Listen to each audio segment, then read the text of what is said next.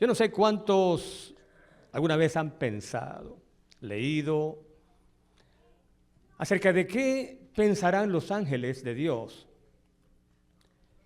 con relación a la Navidad. Y cuando digo la Navidad, no me refiero a la Navidad como se entiende hoy día. Para muchos, que no es otra cosa que intercambio de regalos, comidas, ornamentos, sino en el sentido de natividad. Si consultamos el diccionario, la palabra natividad, ¿qué significa? La natividad significa nacimiento. Y no celebra otra cosa, en este caso la natividad de nuestro Señor, que su encarnación. Y cuando entramos en este territorio, bueno, bien podríamos recordar las palabras: quitemos las sandalias, los zapatos de nuestros pies, porque el terreno donde estamos, santo es. La encarnación de nuestro Señor.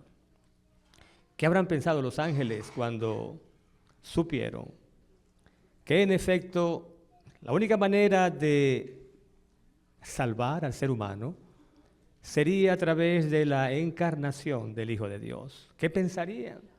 Bueno, yo tengo aquí un libro que, si está en tu biblioteca llevando polvo, lo saques y lo limpies. Historia de la redención. ¡Wow! ¡Qué cosa tan hermosa! Más adelante vamos a leer una cita, pero allí dice que los ángeles, al escuchar que el Hijo de Dios, su gran capitán, su gran general, se haría como uno de nosotros, descendería a este mundo, sufriría como nadie, sería víctima de todo tipo de ultrajes, de maltratos, y finalmente moriría en la cruz, que los ángeles ofrecieron sus vidas, a lo cual el Señor respondió que la vida de un ángel no podía satisfacer las demandas de la ley, que solo Dios. ¿Podemos entender? Historia de la redención es el libro, es el nombre del libro. Solo la muerte del Hijo de Dios. ¡Wow! No podían entender. Pero estuve leyendo un autor, es un autor cristiano, su nombre es Philip Yancey, y él en su libro The Jesus I Never Knew, el Jesús que nunca conocí, allí leyó a otro autor, J.B. Phillips, una alegoría. ¿Sabes qué es una alegoría? Bueno, la palabra la conocemos. Si vas a un diccionario o a un libro que tiene que ver con definición, significado de palabras, la alegoría es, en pocas palabras, la historia, una historia que dice una cosa, pero quiere decir otra. Así que vamos a dar un resumen de una alegoría llamada Los dos ángeles. Y vamos a entenderla en el sentido de que el autor, Phillips, escribió una cosa, pero quiso decir otra. Y nos toca a nosotros saber qué fue lo que quiso decir. Entonces dice él, Phillips, que dos ángeles salieron a pasear por todo el universo. Uno de ellos dos era un ángel veterano. Y veterano significa experimentado. Un ángel que ya conocía, que había viajado varias veces por todo el universo. Y el otro era un ángel joven. Vamos a llamarle el angelito. Bueno, viajaron por todas las constelaciones. Y mientras viajaban, el ángel experimentado iba explicando el significado, los nombres de las galaxias, de los sistemas. Y el angelito estaba realmente asombrado. No imaginaba que el universo era tan extenso y tan hermoso. El caso es que cuando se aproximan al sistema solar, el ángel veterano le dice al angelito: no quites la vista de ese planeta. ¿A qué planeta se referiría? A la Tierra. No quites la vista de ese planeta. Y el angelito, que no era muy corto de palabras y que lo que pensaba lo decía, cuando vio nuestro planeta dijo: ¿ese planeta tan pequeño y tan sucio? Y entonces el ángel veterano le dijo: te parecerá pequeño y sucio, pero ese es el planeta que él visitó. Y cuando dice él, ya sabemos a quién se refiere. Entonces el angelito mirando a la cara al ángel veterano y mostrando confusión y asombro, le dice: ¿tú me quieres decir que nuestro glorioso príncipe descendió a esa pelota de tenis de quinta categoría? ¿Cómo fue que nos llamó al planeta? Una pelotita de tenis ni siquiera de segunda categoría, sino de quinta categoría. ¿Quieres decir eso? Y me quieres decir, dijo el angelito, que nuestro glorioso príncipe llegó a ser como una de esas criaturas rastreras. ¡Wow! El angelito decía lo que pensaba, ¿no? Y entonces el ángel veterano, maduro, ya adulto, le dijo: no creo que a nuestro Señor le agrade lo que estás diciendo de ellos y el tono en que lo dices. Y ahora están las palabras claves del relato. Dice: porque por mucho que te asombre y por extraño que parezca, Él los ama. Por extraño que parezca, Él nos ama. Y dice el relato al final, palabras de Phillips: al escuchar estas palabras, el angelito no pudo ocultar su desconcierto. Bueno, no podía entender ese pequeño, sucio planeta, y allí descendió y llegó a ser como uno de ellos. Dice, no pudo ocultar su desconcierto. Y ahora escuche la última parte, dice: semejante pensamiento estaba más allá de su comprensión.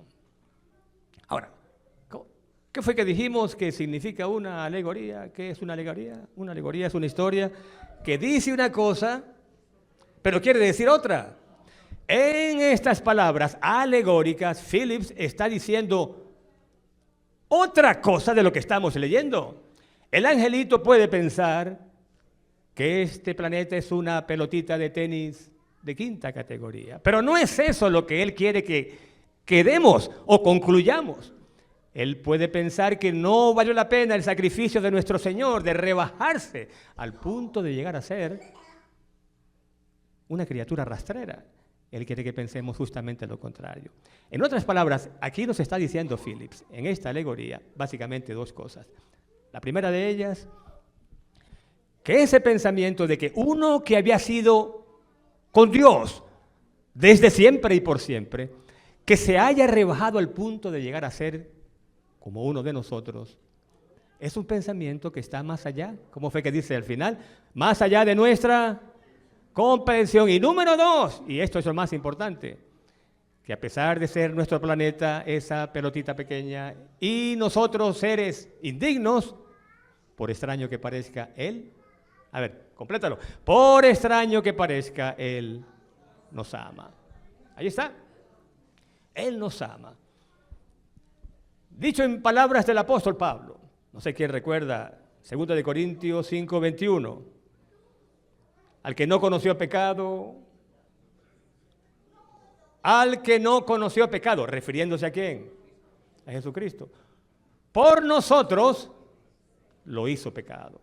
Y no que Él pecó, sino que se hizo como uno de nosotros.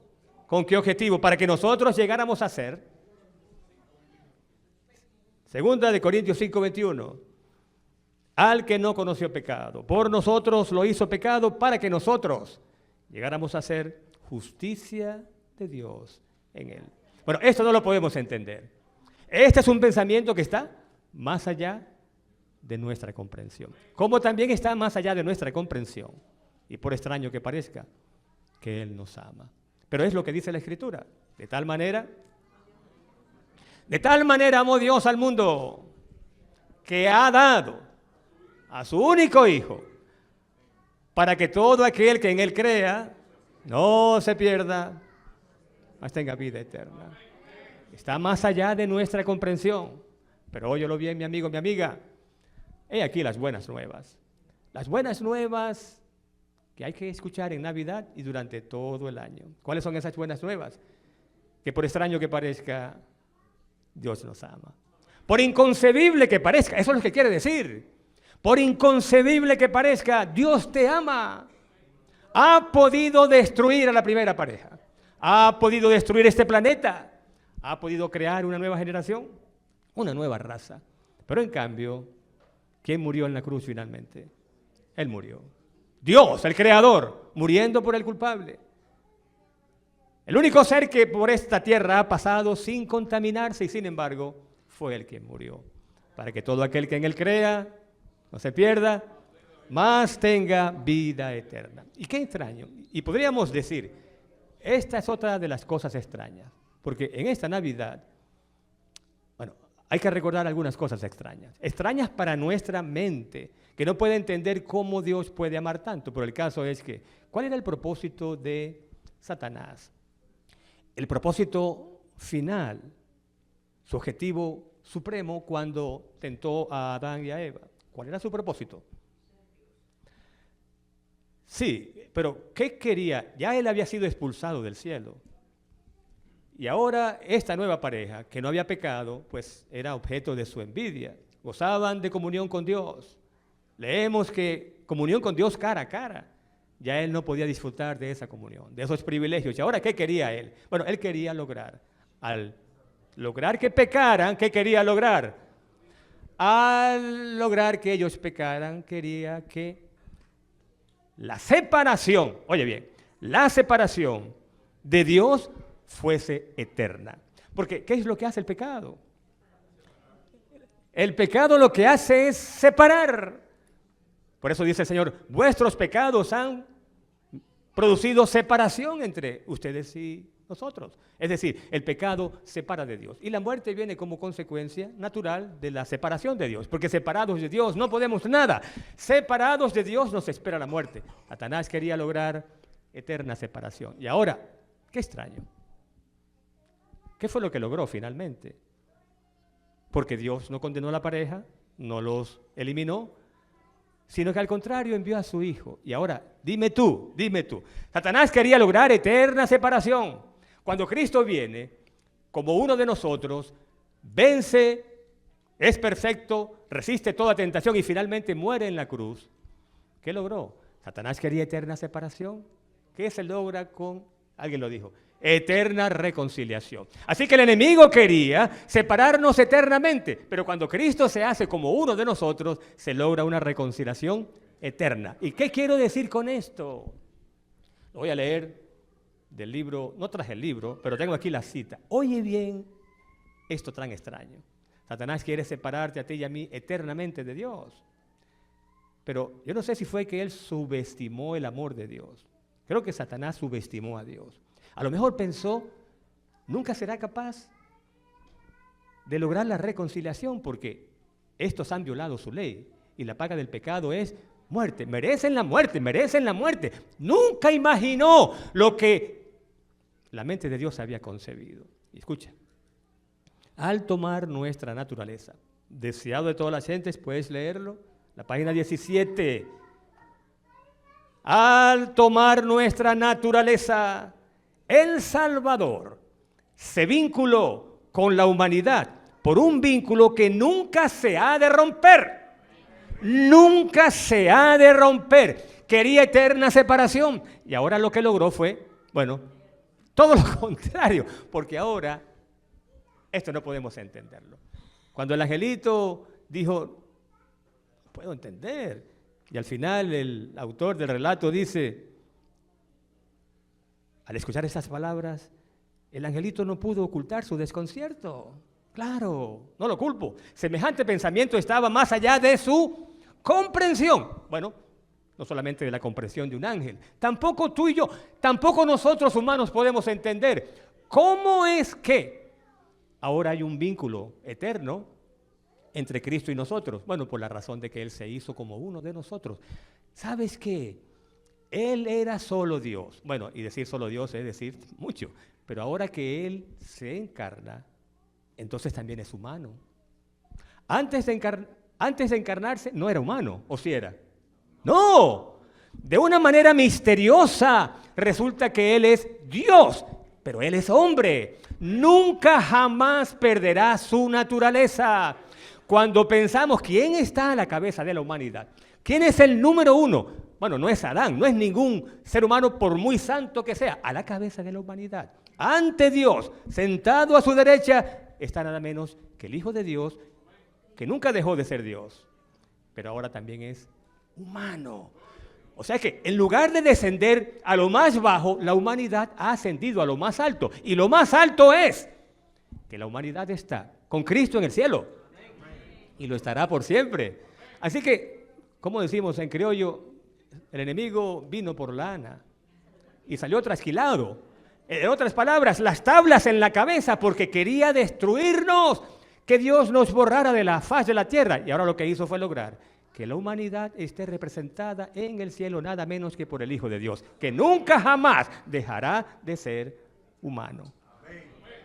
Bueno, por eso es que el Evangelio es buenas nuevas. Y por eso es que en el Antiguo Testamento ya encontramos esas buenas nuevas. En el profeta que llamamos el profeta evangélico. ¿Quién es él? A ver, ¿quién es el profeta evangélico?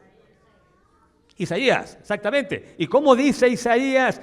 Capítulo 9, ese versículo tan conocido, el número 6. Un niño, y ahora mucha atención, un niño nos ha nacido, un hijo nos ha sido dado. De nuevo, la autoridad estará sobre sus hombros. Algunas versiones dicen el principado. Y será llamado Maravilloso, Consejero, Dios Poderoso, Padre Eterno, Príncipe de Paz. ¡Wow! No. Bueno, decir esto, leído, hablado, escuchado, y se erizan los pelos. Porque aquí no hay derroche, no hay, ¿cómo se dice? No hay desperdicio, esa es la palabra que estoy. No hay desperdicio. Maravilloso, Consejero, y lo llama Dios. Lo llama Dios poderoso y lo llama Padre Eterno, Príncipe de Paz. Lo dilatado de su imperio y la paz no tendrá límite. Reinará sobre el trono de David y sobre su reino, disponiéndolo y confirmándolo en juicio y en justicia desde ahora y para siempre. ¡Wow! Amén. Esto es Navidad. Sí, es verdad. Que nos demos regalos unos a otros, no hay nada malo en eso. Que comamos comidas y disfrutemos juntos en familia, no solamente no hay nada malo, hay mucho de bueno en eso. Todo lo que hacemos está bien, siempre y cuando no perdamos de vista que natividad es encarnación. Y encarnación significa que hay un gozo tan grande en el cielo que los ángeles cantan. ¿Y qué es lo que cantan? Gloria a Dios. De hecho, en ese librito Historia de la Redención me enteré, bueno, yo lo había leído antes, pero esta vez noté un detalle que no había visto antes. Cuando los ángeles cantan en ocasión del nacimiento del niño, gloria a Dios en las alturas, no fue la primera vez realmente que cantaron. Porque dice el relato acá, que después de Jesús explicar que ninguno de ellos podría morir, porque no podrían hacer expiación, que Él lo haría, les explica con gran tristeza, página 39, Jesús consoló y animó a los ángeles y les informó que después de estas cosas, los que Él redimiera estarían con Él. Amén. Jesús pidió a la hueste celestial que aceptara el plan de salvación, el plan que su Padre habría aceptado, y que se regocijaran en el hecho de que por medio de su muerte, el ser humano caído podría nuevamente ser exaltado para obtener el favor de Dios y la compañía de los ángeles. Bueno, ¿y qué creen ustedes que ocurrió? Ellos estaban primeramente tristes, por supuesto, ofrecieron sus vidas, no fueron aceptadas. Y entonces dice acá, después de Jesús explicar, el cielo se llenó de un gozo inefable y la hueste angélica entonó un himno de alabanza y adoración. Así que los ángeles comenzaron a cantar, ¿dónde? En el cielo, cuando recibieron por primera vez el anuncio del plan de la salvación. Y cuando cantan allá en Belén, allá en las colinas, Jerusalén, gloria a Dios, bueno, están cantando de nuevo. Pero hay aquí otra cosa extraña, porque de hecho el título del tema es, por extraño que parezca, Por extraño que parezca, no cantaron a Augusto César. ¿Quién era Augusto César? A ver. Era emperador, más que rey, porque resulta que Roma dominaba el mundo entero. Y Augusto César llegó a tener tanto poder que llegó a ser adorado como Dios. Oiga bien, Augusto César llegó a ser llamado, y hay descubrimientos arqueológicos que muestran, llegó a ser llamado el Salvador del mundo. Así llamaban a Augusto César. Pero los ángeles no le cantaron a Augusto César. ¿Por qué? A pesar del poder que tenía. ¿Han oído hablar de Herodes el Grande? ¿Quién no? ¿Quién no ha oído hablar de Herodes el Grande? Bueno, Herodes el Grande, mientras Augusto César era el emperador, Herodes el Grande era prácticamente el rey, ese sí era un rey, de Judea y de Palestina. Herodes el Grande tenía mucho poder. Tenía 34 años prácticamente en el poder cuando Jesús nace.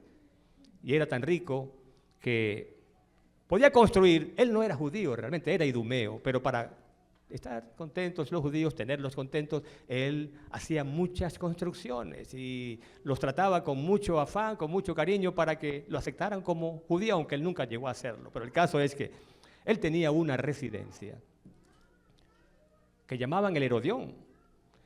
El Herodión era un lugar no solamente de vacaciones para él, sino también era una fortaleza a la cual él podía acudir en caso de una insurrección. Bueno, el hombre tenía mucho poder. La voz de él significaba, o un capricho de él, vida o muerte para sus súbditos. Pero los ángeles tampoco le cantan a Herodes el Grande. ¿Por qué no le cantan a Augusto César? ¿Por qué no le cantaron a Herodes el Grande? La respuesta es esta. Porque los ángeles de Dios no le cantan a cualquier rey. Ellos le cantan a su rey. A su rey. Y ese rey, si tú lees 1 de Timoteo, capítulo 1, el versículo 17, bueno, lo voy a leer aquí. Es llamado, ese niño, oye bien, ese niño que nació en un pesebre, en un estado, en un comedero de animales, ese niño es llamado en 1 de Timoteo 1:17, el Rey de los siglos, inmortal, invisible, el único y sabio Dios.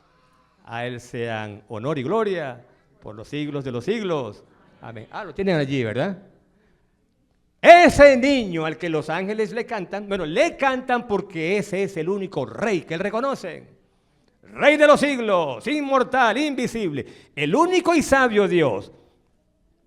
Pero ¿por qué le cantan a ese rey y en esa forma tan, uno imagina, como alabanza sublime? Bueno, yo leí una cita en un artículo publicado en la revista Adventista hace años ya, que me llamó la atención. Y un autor, su nombre es Rex Edward, escucha bien lo que dice. Dice, los ángeles cantaron ahí en las colinas, no tanto alabando el poder de Dios, porque ya eso lo conocían, ni tampoco cantaron, pues, tratando de alabar la sabiduría de Dios. Todo eso lo sabía. Dice, ellos cantaron porque entonces conocieron en la práctica lo que significaba un espíritu de sacrificio sin límite. Una cosa es anunciar siglos antes que el Hijo de Dios se va a encarnar, pero otra cosa es encarnarse. Y otra cosa muy diferente es que nazca en un establo, rodeado de animales. Ese sacrificio sin límites lo encontramos en el pesebre. Y es por eso que completó la idea anterior. No hay nada malo en celebrar juntos, comer juntos, ¿verdad? No hay nada malo. Darnos regalos. El problema se presenta cuando celebramos un día en lugar de celebrar un evento. ¿Hay alguna diferencia? Celebrar un día es, bueno, celebrar el 25 de diciembre. Pero eso es lo que todo el mundo hace. Celebramos un evento, el más grande, profundo, sublime, que ha ocurrido en los anales, no solamente de la humanidad, sino del universo entero. Porque somos un libro de texto para el universo. Todo lo que ha ocurrido aquí De alguna manera, es un libro de texto para el universo. Y en este libro del universo, este libro de texto se lee que celebramos el nacimiento, la encarnación del Hijo de Dios. Pero ahora, una idea que vamos a ver si la puedo expresar bien. Con todo lo glorioso que es Belén y todo lo bonito que ocurrió en ese establo, sugiero que no nos quedemos en Belén. Que no nos quedemos en Belén. ¿Por qué? Porque a diferencia de todo otro niño en esta humanidad que nace para vivir, ese niño nació para morir. ¿Se entendió? ¿Verdad? ¿Qué fue lo que dije? No nos quedemos en Belén, porque a diferencia de cualquier otro niño que nace para vivir, este nació para morir. Si nos quedamos en Belén, lo que estamos haciendo es celebrar la encarnación. Pero allí no terminó la historia. No termina la historia en Belén. Mucho cuidado. El bebé de Belén es el Cordero de Jerusalén. ¿Está bien? Tenemos un pesebre, pero ¿dónde queda la cruz? El niño nació para morir. Si hubiese nacido y eso hubiese sido todo, ¿estaríamos celebrando la Navidad? O sea, ¿estaríamos celebrando solo un nacimiento? No. O sea, estaríamos, bueno, en cierta forma celebrando solamente un nacimiento, pero no es la idea. La idea es que la historia continúe. Que cuando pensemos en la Navidad, pensemos que el Señor se hace niño, se hace hombre para morir en la cruz. Porque es en la cruz donde Él consume la victoria. Es en la cruz cuando derrama la sangre. Eso es lo que el enemigo pensó que nunca podría ocurrir y trató de evitar que se consumara la muerte del Señor en la cruz, porque eso significaba que el plan de salvación ya era una preciosa realidad. Entonces, vamos a celebrar que el niño nació. ¿Está bien? Y vamos a invitarlo, como decimos muchas veces en esta época, vamos a invitarlo para que Él nazca en nuestra vida. ¿Verdad que sí? Pero vamos a invitarlo para que sea, además del niño que nace, el Cordero cuya sangre nos limpia de todo pecado y de toda maldad.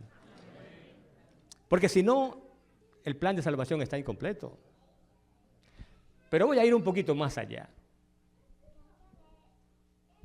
¿Será que también nos quedamos en el Calvario? ¿Será que o hay algo más allá del Calvario? Bueno, así como es un error quedarnos en Belén, también lo es quedarnos en Jerusalén. ¿Y por qué lo es?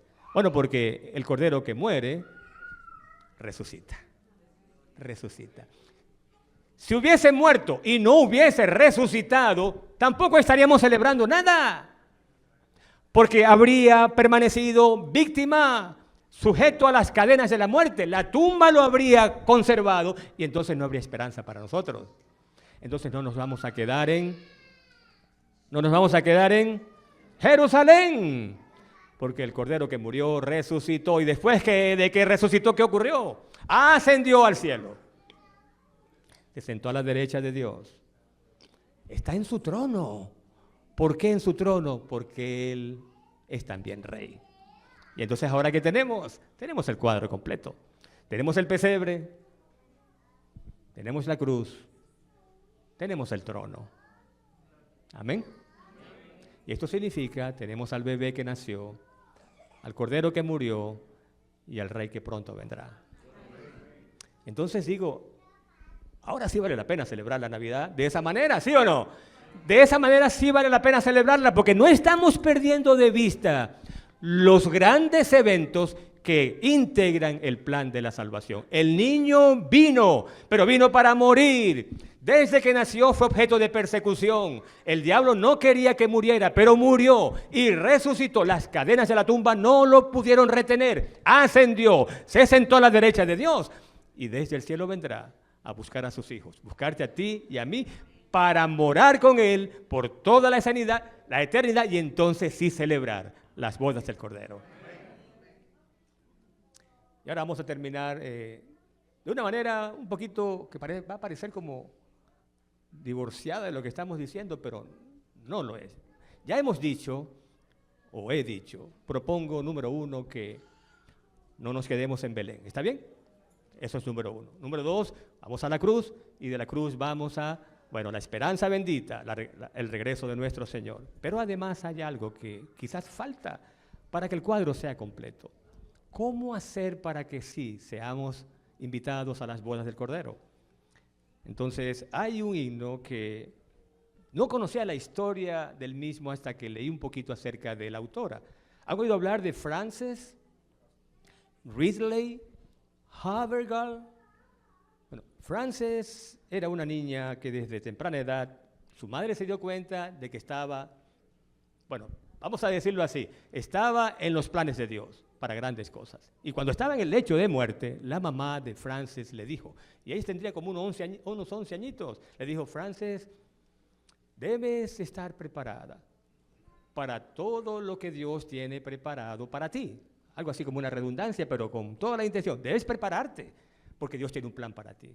Y dice que ella tomó en serio las palabras de la mamá, entendió que Dios tenía un plan para ella. Era una niña tan consagrada que en la cabecera de su cama tenía un texto bíblico. La sangre de Jesucristo, su Hijo, nos limpia. Y la tenía allí en el espaldar de la cama para leer todos los días su versículo favorito. Se bautizó y era una jovencita no solamente consagrada a Dios, sino muy talentosa. Era una gran solista, una bella voz, pero también era una ejecutora magistral del piano. Dice el relato que, bueno, los relatos de ella, que ejecutaba grandes autores, Mendelssohn, Handel, Beethoven, y sus talentos eran tales que el mundo la estaba llamando. Cantaba bien, tocaba el piano muy bien, pero además hablaba 4 idiomas. Hablaba inglés, francés, alemán, italiano. Pero entonces ella tomó una resolución. Recordando las palabras de su mamá, prepárate porque el Señor tiene una obra preparada para ti, tomó una resolución. ¿Y saben cuál fue esa resolución? Ella dijo para sí misma que nunca cantaría para nadie más que no fuera su rey. ¿Y quién era su rey? Era Jesucristo. No cantaré para nadie más que no sea mi rey. Y un día asistió a algo así como un retiro espiritual.